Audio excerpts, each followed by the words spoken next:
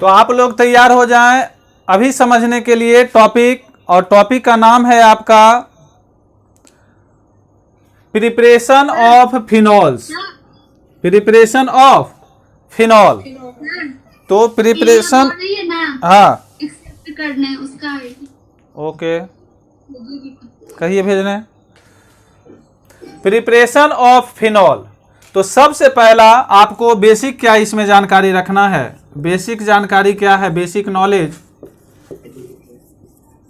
अगर 11th आपका पढ़ा हुआ नहीं है तो सबसे पहले तो C6H5 डैश अगर रहता है तो इसको कहते हैं हम लोग फिनाइल। क्या कहते हैं? फिनाइल। पहला ये आप याद रखेंगे। अगर इसका स्ट्रक्चर की बात होगी तो स्ट्रक्चर इस तरह से होता है, लिखते जाएंगे।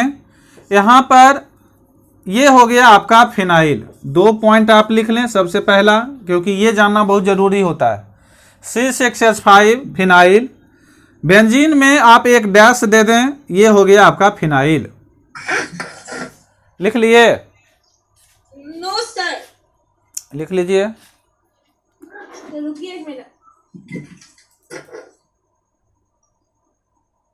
लिख लिए सर। चलिए सर वेट, सर ऊपर में क्या लिखे? Preparation of phenols. Phenol. Preparation of phenols में बेसिक नॉलेज सबसे पहला है कि अगर आप फिनॉल के पास पहुंचना चाहते हैं तो सबसे पहला आपको ये याद रखना होगा कि C6H5 को हम फिनाइल कहते हैं, और अगर स्ट्रक्चर आप बनाते हैं तो इस प्रकार से आपको फिनाइल बनाना पड़ेगा। इस तरह से ये हो गया फिनाइल। अब हम आते हैं दूसरा पॉइंट। दूसरा पॉइंट क्या आता है इसमें? तो दूसरा पॉइंट आता है OH। OH इस प्रकार से होता है डैश R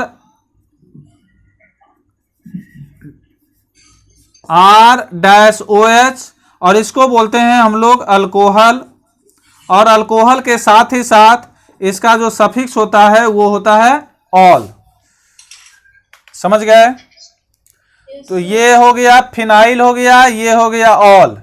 क्यों बता रहे हैं? क्योंकि आपका एक दिन गलत हो चुका है। बहुत सिंपल क्वेश्चन।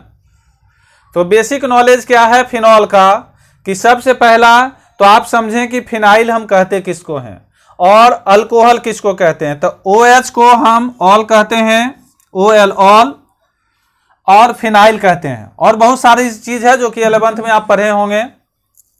तो OH हो गया, ROH जिसको ऑल कहेंगे, और C6H5 को फिनाइल कहेंगे। ये भी आप हमको नेक्स्ट क्लास में जरूर सुनाएंगे ताकि आपको फायदा होगा। अब आता है कि फिनाइल PHENYL और प्लस यहां पर ऑल आता है। तो फिनाइल देखिए और फिनॉल स्पेलिंग मिलाइए आप। इसमें आ गया PHEN और यहां आ गया OL। क्या हो गया? ये हो गया आपका फिनॉल। अब देखिए ये यहां से YL डिलीट हो गया और यहां से OL जुट गया, मतलब ये हो गया फिनाइल, ये हो गया फिनाइल और प्लस OH इस प्रकार से होता है। ये आए यहां पर और प्रोडक्ट बन गया आपका क्या चीज? बेंजीन के ऊपर OH। हाँ, ये हो गया आपका फिनॉल। तो 100% अब आपको याद हो गया होगा। ये हो गया फिनाइल और ये हो गया ऑल। YL इसमें हटा दीजिए, ऑल जोड़ दीजिए। पहला तरीका ये हुआ। लिख लिए? फिनाइल प्लस ऑल, फेन प्लस एक मिनट रुकिए, लिखिए भी। अब फास्ट हो रहा है ना, सबको याद हो गया, लिखते ही याद हो जाता है, आपको पता नहीं चल रहा है। आपको लग रहा है कि लिखना बहुत महत्वपूर्ण है। यहाँ लिखने का वैल्यू नहीं रहा। अब याद करके जो सुनाएंगे उन्हीं का हो गया। खाली 2 शब्द बोलिए अलग तरीके से, उसके बाद देखिए तुरंत हो जाएगा वो। उसके बाद फिनाइल हो गया, ऑल हो गया। सभी लोग अपना अपना याद करके सुनाए, उन्हीं का नाम लिया जाएगा। अब देखिए फिनॉल को जाना जाता है, फिनॉल को जाना जाता है कार्बोलिक एसिड। समझ गए? फर्स्ट पहली बार 19th सेंचुरी में NINETEENTH कब की बात है? तो 19th सेंचुरी के बारे में कब से कब तक ईयर होगा, कौन बताएंगे? क्या बोल रहे सर? 19th सेंचुरी का ईयर कब से कब तक होगा? तो 1900 कुछ से। बोलिए 1900 कुछ से बता दीजिए। 1900 का सवेरे से कि शाम से? 1900 का कुछ से। तो 1900 एक का बार पढ़ दीजिए, हमको क्लियर नहीं दिखाई दे रहा। हाँ सुनाई पड़ रहा है आपको? सुनाई तो दे रहा। तो देख रहे हैं आप हमको कल से क्या कीजिएगा, याद करके टोटल सुनाइएगा। उसके कारण दोनों कान का फ्रीक्वेंसी, सर दोनों कान आपका एक्टिव रहेगा। ठीक है? सर हाँ, फिनॉल को कार्बोलिक एसिड 18,001 से लेके 1900 हाँ 1900 फिर से बोलिए, नहीं लोग बोल रहे हैं नहीं सुनते। हाँ एक सेकेंड। फिनॉल को हम लोग कार्बोलिक एसिड कहते हैं। फिनॉल को क्या कहते हैं? Carbolic acid. पहला बार 19th सेंचुरी में इसको प्रिपेयर किया गया था किससे? कोल तार से। किससे किया गया था? कोल तार से। चलिए ये दो इंपॉर्टेंट पॉइंट हो गया, पहला। और क्या हो गया? ये दूसरा। नंबरिंग कर दीजिएगा तो आपको हमको सुनाने में सुविधा होगा। 19th सेंचुरी को हम कब से कब तक कहेंगे?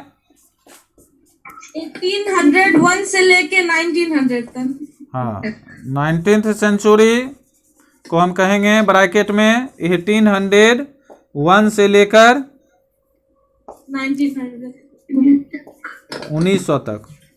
समझ गए? तो ये जानकारी इसलिए बता दिए कि हो सकता है आप लोगों में से कोई नहीं जानते होंगे।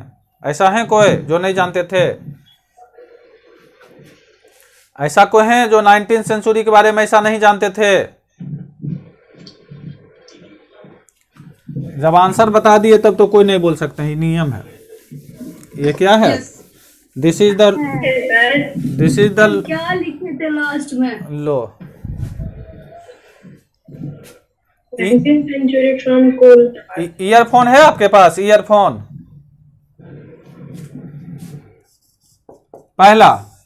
अब हम प्रिपरेशन करेंगे तो आपको हम बताए थे कि पिछला चैप्टर अगर आपका 100% याद है, अगर पिछला chapter hello alkane and halo arenes याद है, तो ये चैप्टर आपके लिए दाएं बाएं का खेल होगा।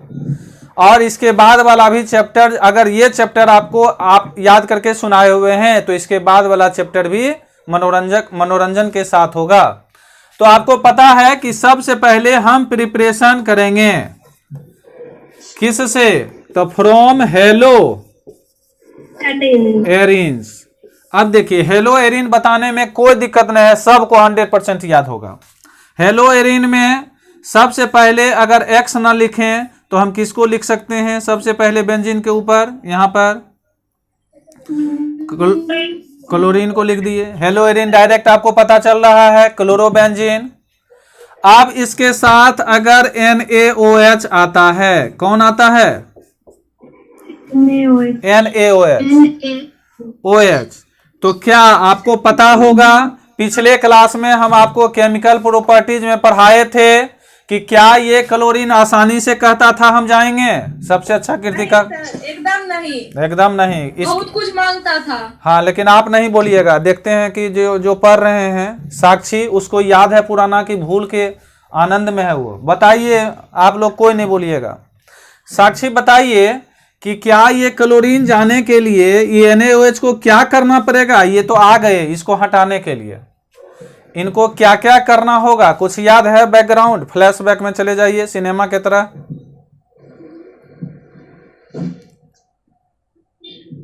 अब सुनाई पड़ेगा तब ना, पहले आवाज। दिक्कत तो ये है। अब सुनाई पड़ रही है क्वेश्चन जो हम पूछे? सर मुस्कान गाड़ी पे बैठ के पढ़ रही है। चलिए कोई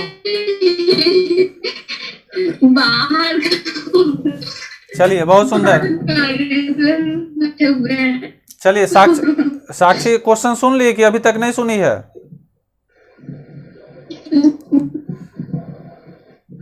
साक्षी को एगो हमको फोन पर भी अथी ऑनलाइन करके पढ़ाना पड़ेगा। एक तो जूम, दूसरा यूट्यूब, और तीसरा एगो फोन भी हमको अलग से रखना पड़ेगा इससे क्वेश्चन पूछने के लिए। समझ गए? तीन तरफ से इसको घेर के रखना पड़ेगा। चलिए तो बताइए, क्लोरोबेंजीन अगर NaOH चाहते हैं कि क्लोरीन को हटाकर सोडियम OH को लाना, तो इसके लिए कितना कितना चीज बताए थे आपको? हेलो अल्केन, टेम्परेचर, हाँ कितना कितना बताए थे? टेम्परेचर 600 हो गया ना? 300 रहेगा ATM, प्रेशर 300 हो गया ना? अब देखिए ये फायदा आपको कर गया। हमको पढ़ाने की कोई जरूरत नहीं है। 100% आपको याद हो गया। क्यों याद हो गया? क्योंकि ये हम आपको जबरदस्ती याद करवाए थे। अब थोड़ा सा इसका रिएक्शन, थोड़ा सा मैकेनिज्म। पहले क्या होता है? ONA+ हो जाता है। पहले क्या होता है? ONA+। और फिर ये HCl के प्रेजेंस में आपको ये भी बताए थे कि इतना से भी मानने की बात नहीं हो रही थी। H+ का भी प्रेजेंस कहता था कि और एक को लाइए, याद है? Yes sir. तब ये OH में कन्वर्ट हुआ था। तो वही बात है लिखने का तरीका कि क्लोरोबेंजीन बनाएंगे, NaOH बनाएंगे, टेम्परेचर देंगे, प्रेशर देंगे, और तब ये आ जाएगा इंटरमीडिएट फॉर्म में। इसको इंटरमीडिएट फॉर्म आप कह सकते हैं। और ये तब आ जाएगा फिनॉल में। लिख लीजिए। लिख लिए सर। याद भी है, याद कराने की कोई जरूरत नहीं है। Yes sir. चलिए, इसके लिए आपको क्लोरोबेंजीन के लिए प्रेशर आपको याद ही है, टेम्परेचर याद ही है, एसिडिफिकेशन हुआ ये भी याद ही है ना? दूसरा एक और हम पढ़ाए थे आपको, सल्फोनिक एसिड से संबंधित। इलेक्ट्रोफिलिक में याद होगा आपको। तो लिखेंगे आप फ्रॉम बेंजीन सल्फोनिक एसिड, ये भी आपको पढ़ाए थे। बेंजीन ले लीजिए और ओलियम के प्रेजेंस में OLEUM, ओलियम का आप हमको फॉर्मूला नेक्स्ट डे बताइएगा। H2SO4 के प्रिपरेशन में ओलियम का यूज होता है। किसका? ओलियम से ही कन्वर्ट होकर H2SO4 का निर्माण होता है। समझ गए? तो ओलियम के प्रेजेंस में ओलियम से कन्वर्ट होता है H2SO4 में। और आपको पता है कि H2SO4 दो भाग में बोले थे टूटता है, SO3H+ और OH-। आप इसको आधार बनाकर याद रख सकते हैं। कैसे? तो यहां से एक H निकल जाएगा, जैसे OH- यहां कर दीजिए और SO3H+ कर दीजिए। अब OH यहां से निकलेगा या यहां से कहीं से एक H निकाल दीजिए अपने ब्रेन में समझने के लिए, याद रखने के लिए, और यहां पर SO3H कर दीजिए। हाँ सर मेरा वीडियो रुक गया। सर ओलियम का फॉर्मूला H2O7S2 होगा। हाँ एकदम सही, यही सब नॉलेज है। क्या फॉर्मूला होता है? H2O7। अब इसी से बनता है H2SO4। इसी से क्या बनता है? H2SO4। हाँ बोले। मेरे में वीडियो क्यों रुक रहा है? तो तुम तो चाहती हो तो तुमको तो बोले तो अभी बात मिटाइएगा। ठीक है, ये हो गया। अब आप आइए ESO3H। आपको पता है कि SO3H भी हटना नहीं चाहेगा, तो इसके लिए भी हम पहला लाएंगे NaOH और दूसरा लाएंगे आपको H प्लस, तो प्रोडक्ट में बन जाएगा आपका OH फिनॉल। चलिए लिख लिए। तो सर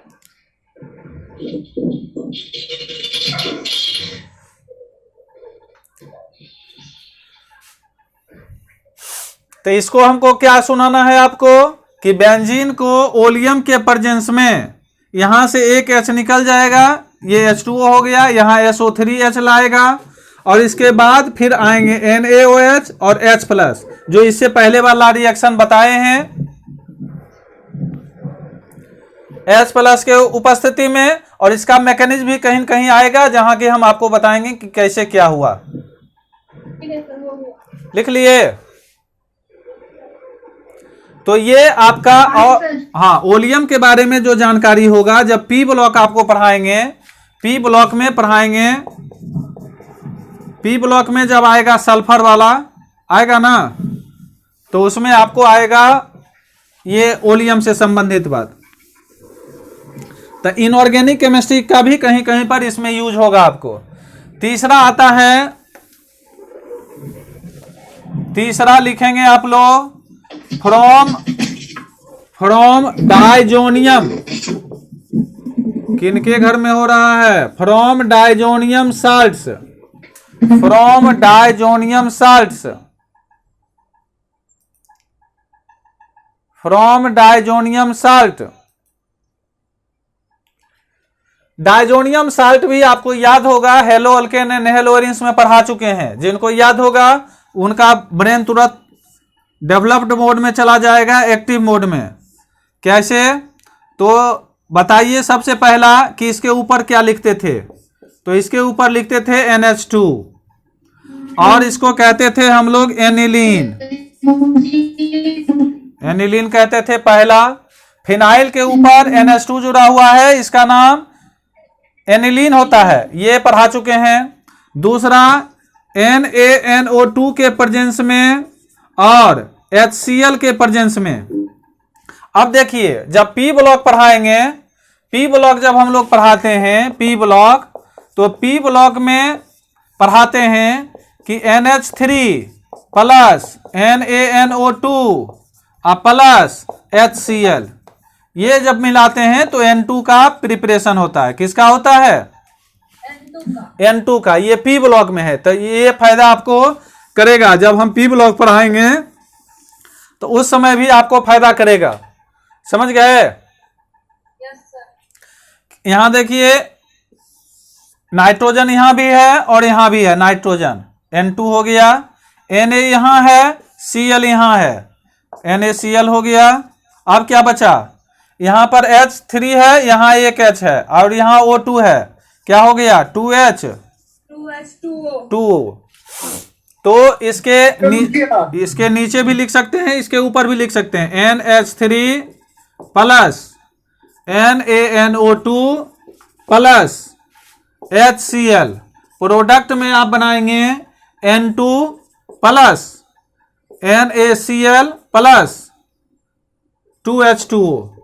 अब आपको एक कमी आपको दिख रहा होगा, यहां पर हम NH3 लिखे हैं और यहां पर क्या लिखा हुआ है? NH2। एक हाइड्रोजन घट गया।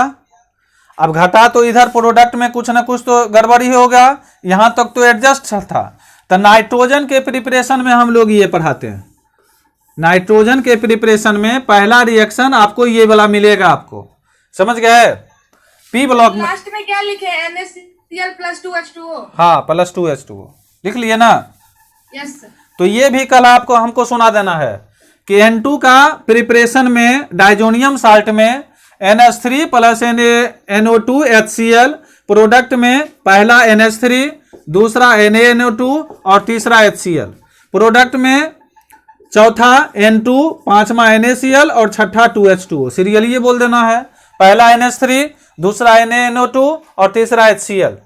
3 रिएक्टेंट में है और 3 प्रोडक्ट में है, चौथा N2, पांचवा NaCl और छठा 2H2O। बोलने में आपको सुविधा होगा और हमको सुनाने में सुविधा होगा। ये कंसेप्ट पहला। दूसरा है, यहाँ NH3 है और यहाँ NH2 है, एक हाइड्रोजन डिस्टर्ब हो चुका है। अब एक हाइड्रोजन डिस्टर्ब होने के कारण क्या होता है, सो देखिए, एक हाइड्रोजन डिस्टर्ब होने से कारण यहां पर क्या होता है कि N2 ये प्लस में हो जाता है और Cl क्या हो जाता है, माइनस में हो जाता है, उसको घट जाता है कुछ ना कुछ। तो इसको कहते हैं, ये आपको पहला चैप्टर में पढ़ाए हुए हैं halo alkane and halo arenes में, इसको कहते हैं बेंजीन